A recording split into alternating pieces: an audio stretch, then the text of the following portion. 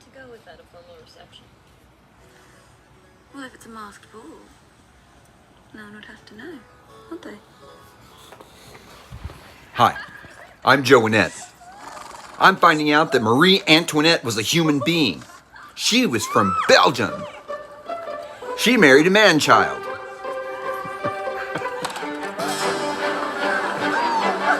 They believe that if you go to the ball in one of these masks, no one will recognize you.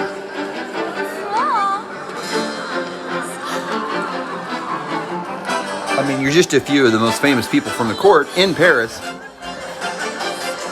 But wait, Versailles wasn't in Paris. Is it? I've never been to Paris. But my story is about being recognized. I was going to say that people that are easily recognized, I would imagine, you see pictures of them in public, they're just wearing some sunglasses and a baseball hat, and you're like, anybody can see that's them, but people don't see what they don't expect.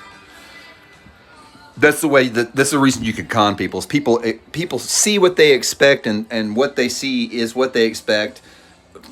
First impressions are everything and all that bullshit.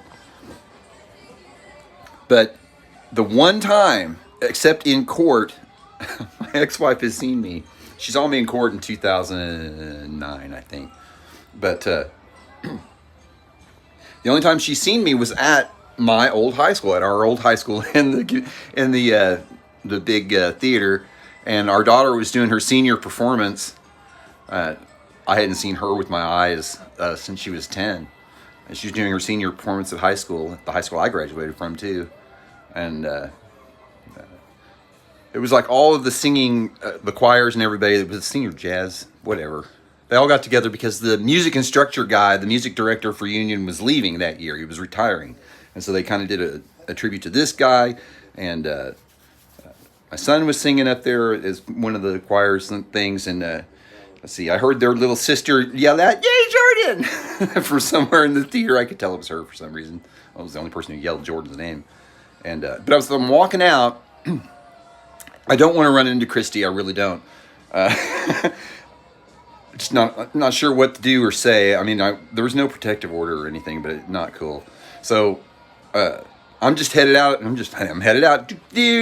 Walking. As soon as they're leaving, I'm walking. And I know I'm headed towards where I hear this voice. Where I heard the voice. It was behind me.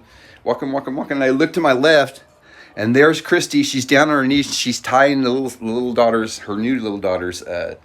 This is like their half. My kid's half sister.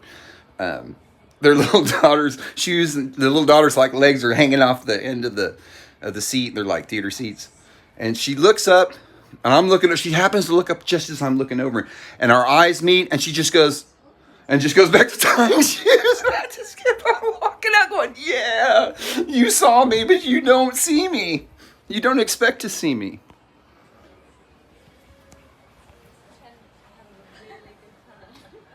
Okay.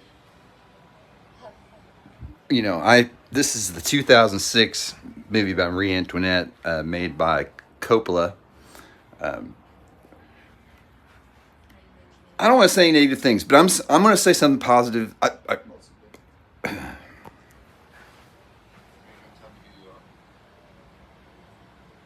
have a feeling that I'm going to find out that Kirsten Dunst is particularly well suited for this part. She just hasn't been there yet.